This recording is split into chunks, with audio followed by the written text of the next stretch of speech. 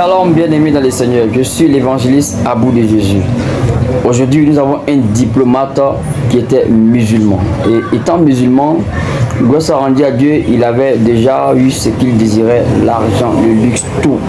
Mais arrivé à un moment donné, il a senti un vide en lui. Et ce vide-là, d'après son témoignage, personne ne peut combler ce vide-là. Il a cherché à combler ce vide déjà auprès de Allah. Allah n'a pas pu combler ce vide, je vous assure. Et le témoignage est tellement édifiant. Si j'explique tout, ça va un peu... Voilà, donc écoutons ensemble le témoignage du frère. Shalom. Je m'appelle Al-Azaz et voici mon histoire. Je suis diplomate d'un grand pays du monde occidental. Je suis né musulman et j'ai grandi musulman. À l'âge de 29 ans, j'ai immigré dans ce pays et j'ai nourri le rêve de devenir diplomate pour cette nation.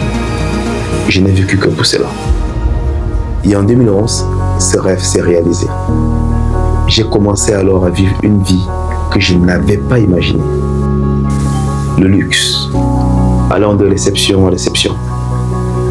Je me suis adonné à la grande vie à laquelle j'avais toujours aspiré. J'avais tout ce que je voulais.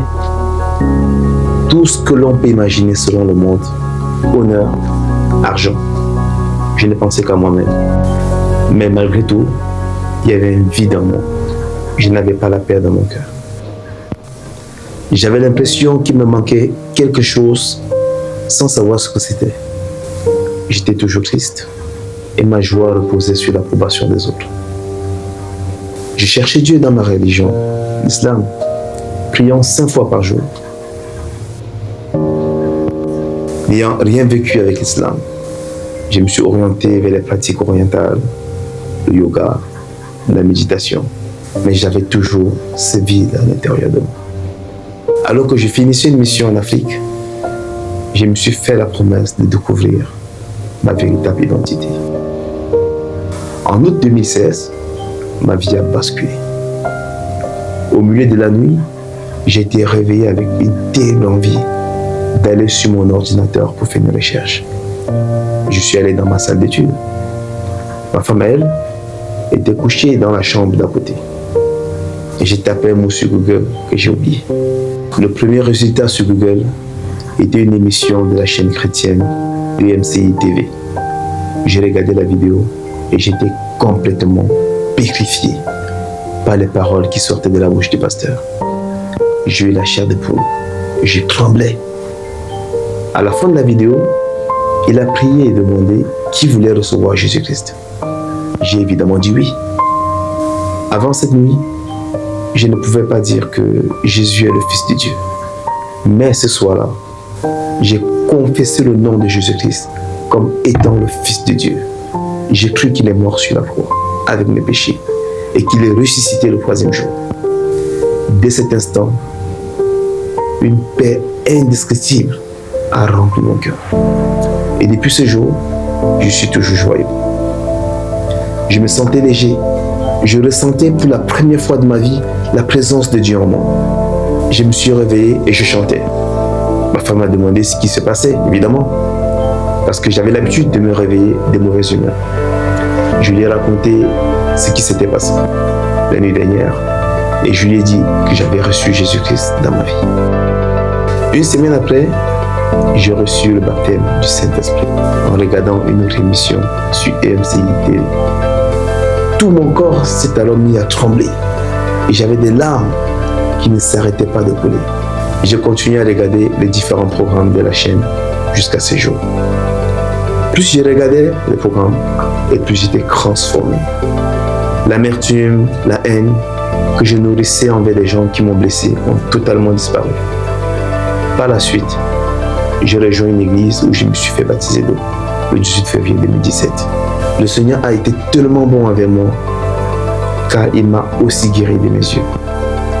Un dimanche après-midi, alors que j'écoutais une prédication sur EMCI TV, un pasteur priait pour les malades.